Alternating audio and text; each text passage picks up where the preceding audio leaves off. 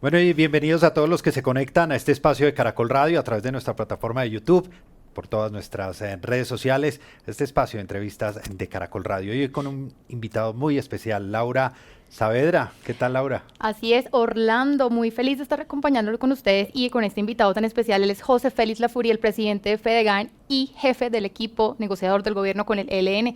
Bienvenido a Caracol Radio. Pues muchas gracias por invitarme, espero que esto salga bien. No, va a salir bien, pero no empiece con la actitud de doctor José Félix. Pues vamos al grano con uno de los temas que más le interesa a la audiencia, que ha sonado mucho por estos días, sobre todo cuando usted se reúne con el presidente Gustavo Petro y logran avanzar en esta conformación de los denominados frentes de seguridad ganaderos. ¿Qué nombre van a llegar? Y ya hemos hablado y lo hemos escuchado mucho explicar como las razones, los motivos. Hablemos de cómo van a funcionar en la práctica, cuándo van a iniciar, cómo va a ser ese apoyo del gobierno nacional y cómo sobre todo van a prevenir que no, digamos, se convierta en un fenómeno como el pasado que ha generado mucho ruido frente a lo que podría ser estos frentes de seguridad. Vale, no vamos a hacer nada diferente a lo que ya hay en Colombia. La policía lleva más de 30 años conformando frentes de seguridad en los diferentes barrios de las diferentes ciudades. Incluso ustedes pudo escuchar hace 3 días al director de la policía de Bogotá, al general Guatibonza, invitando a los ciudadanos, incluso con denominación propia. Necesitamos más taxistas, necesitamos más comerciantes, necesitamos más ciudadanos que se vinculen a los frentes de seguridad. ¿Por qué? Porque cuando hay una situación de inseguridad generalizada, si por aquí llueve, en el campo sí que no escampa, pues evidentemente hay que hacer algo parecido. Pero incluso la propuesta nuestra va más allá. Le hemos querido denominar frentes solidarios de seguridad y paz. ¿Qué es lo que está pasando en los territorios? Que los criminales, los delincuentes, se adueñaron del territorio. Lo acaba de decir Naciones Unidas. Lo digo con todas las letras. El país perdió gobernabilidad en los territorios. ¿Qué significa ello? Que los bandidos hoy en día hacen lo que les da la gana en buena parte de los municipios de Colombia. Más de 400 comprometidos.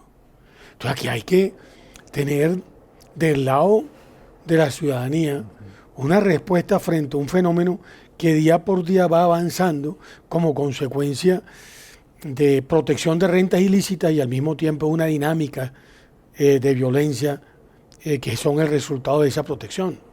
¿Qué queremos hacer? Muy sencillo, mire. Para empezar, que se comuniquen entre sí.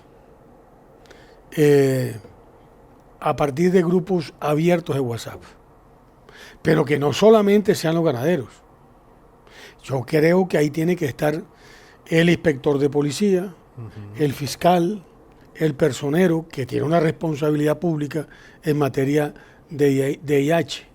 Tiene que estar el alcalde, tiene que estar el capitán de la policía o el teniente.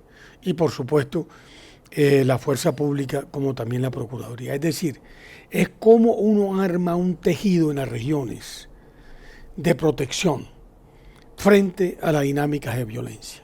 Ahora, ¿eso con qué se acompaña?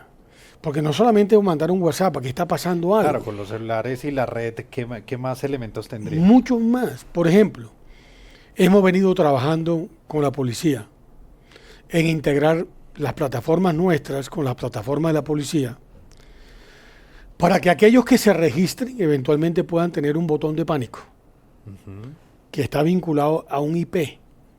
Es decir, cuando yo activo el botón de pánico, no es cuando usted llama al 123, nadie sabe quién es usted. Aquí sí saben quién es y dónde está georreferenciadamente. Eso funciona en los barrios en Bogotá, ya está funcionando. Por favor.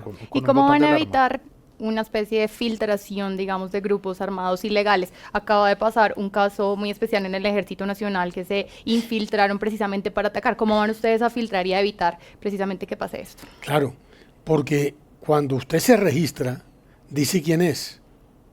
Y por supuesto, cuando usted tiene el primer contacto, el IP de su teléfono queda vinculado. Por consiguiente, si usted lo manda de otro teléfono, no le va a funcionar. porque evidentemente quien está manejando la plataforma sabe que puede ser un tercero infiltrado que está dando una alarma que no se corresponde con unos hechos. Aquí no. Pero hay muchos más elementos. Por ejemplo, en las ciudades hay cámaras de seguridad. ¿Y por qué en muchas zonas rurales, que son corredores de criminalidad, no se ponen? ¿Por qué ganaderos o palmeros o quien fuere, quien esté allí, de acuerdo al criterio de la fuerza pública, no se pone? Eso sería en colaboración fuerza público-privada, es decir, los recursos Fuerza de dónde pública, vendría. privada no. Es decir, fuerza pública y el sector privado colaborando con recursos colaborando para que se para compren poder- esas cámaras, por claro. ejemplo, esos circuitos cerrados. Y el Ministerio del Interior, que también Ok. tiene obligaciones allí. Porque lo que se trata es de ver cómo uno responde. Pero los privados También, ayudarían también. Pero elemental. Es Importante. que lo primero es eso. Claro. ¿No? Además, hoy en día, nosotros hacemos todo lo que es la integración de plataformas y lo hace Fedegan, a costo de Fedegan. Usted tiene su celular, ya está comprado. Ahora, usted quiere poner una cámara, invierta usted en la cámara Claro. y vincule la cámara al sistema.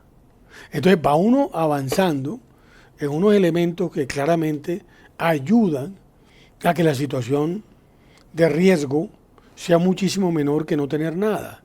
Es que si usted en un barrio de Bogotá tiene un frente de seguridad y se siente amenazado, o por lo menos hay unos niveles de riesgo que usted quisiera disminuir, imagínese en la mitad de la nada.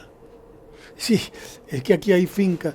Mire, ganadería hay en 1.105 municipios, de 1.122. Es decir, solo en 17 municipios no hay ganado. Yo podría afirmar que la soberanía económica y social del país descansa en la actividad ganadera.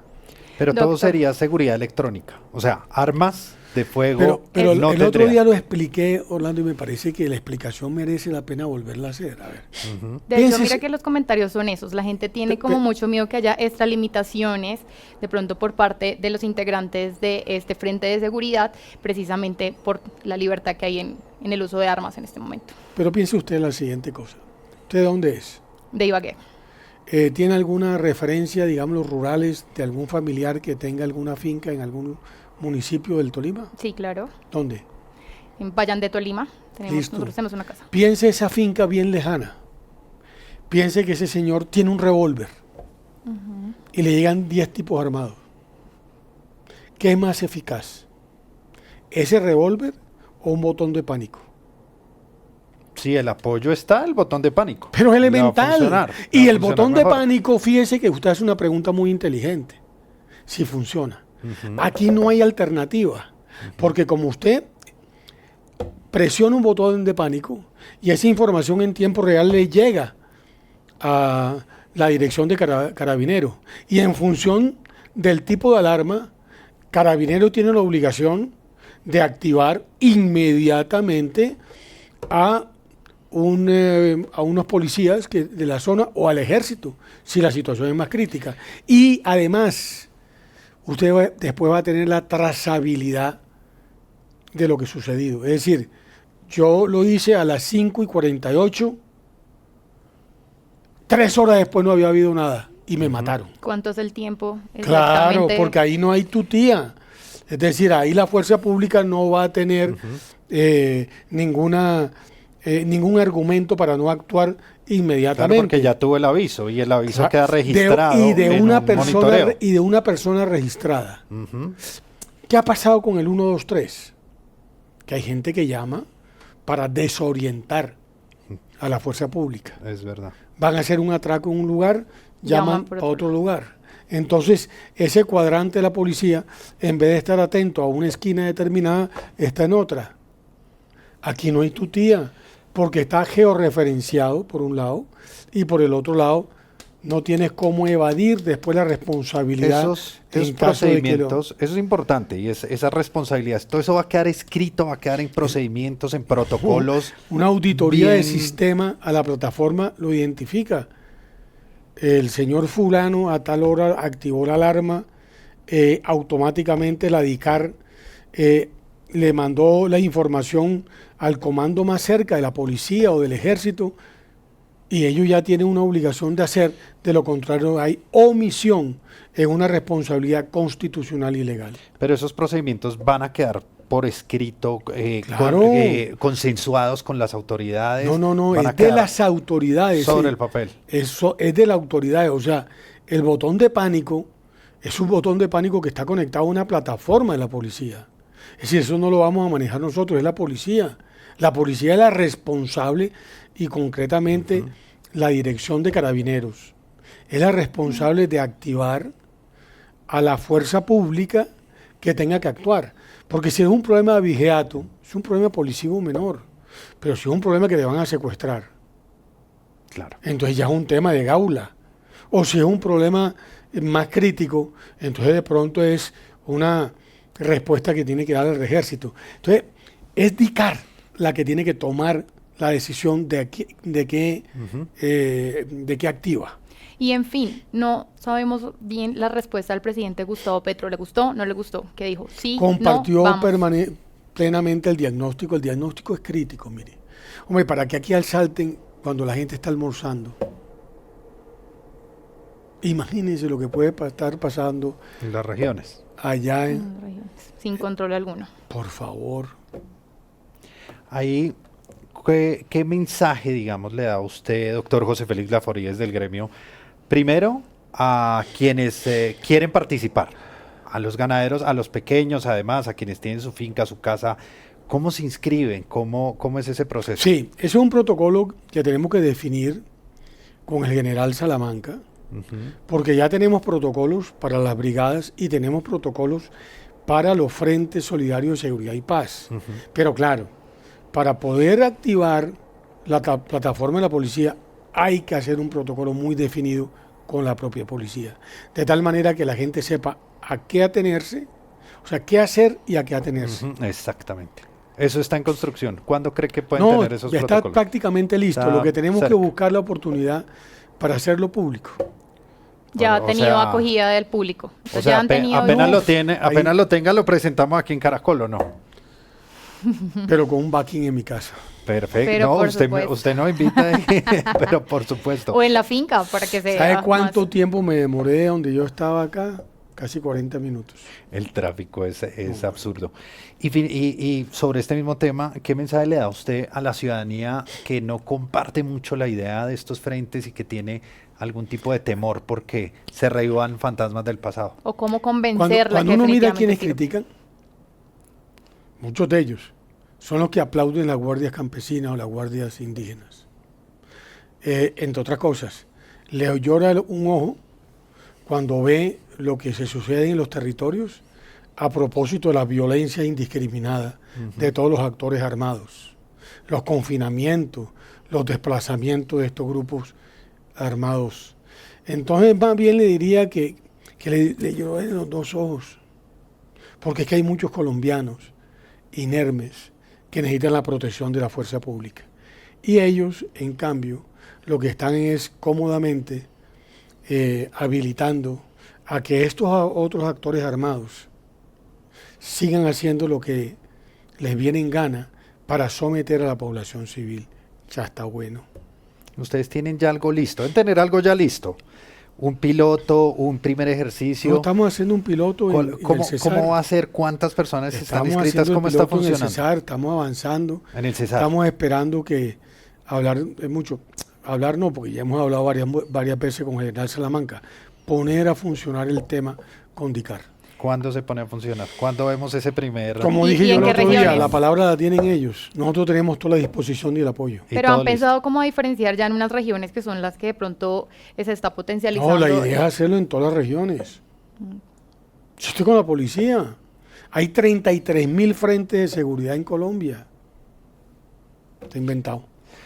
No le quitamos mucho tiempo, pero no podemos dejar de preguntarle por el proceso de paz con el ELN. ¿Qué pasa? ¿La gente todavía tiene algún tipo de resistencia? El ELN ha dado algunas muestras, entregó, dice el ELN ya a todos los secuestrados que tenían con fines extorsivos.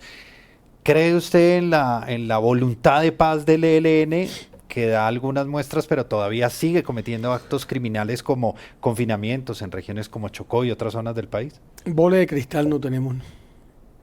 A ver, cuando fuimos en el mes de octubre del año 22 a Caracas, lo que había atrás era 7 intentos de negociación con el ELN por parte de 7 gobiernos diferentes. No habían firmado un papel. Hoy han firmado más de 20 acuerdos. Y como usted bien lo señala, la gente que estaba secuestrada fue puesta en libertad. De octubre del 22 a la fecha hay unos avances. La pregunta que hay que hacerse, que es un poco lo que usted plantea, es que tanto eso nos da razón para decir que puede haber un acuerdo por parte de ellos de dejar las armas e incorporarlas a la vida civil. Si bien hemos avanzado, falta mucho.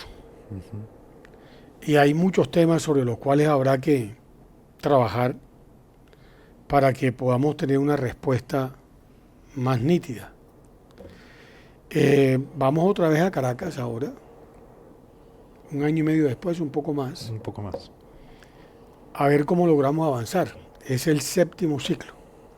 Pero yo creo que el ciudadano que nos está escuchando tiene razón.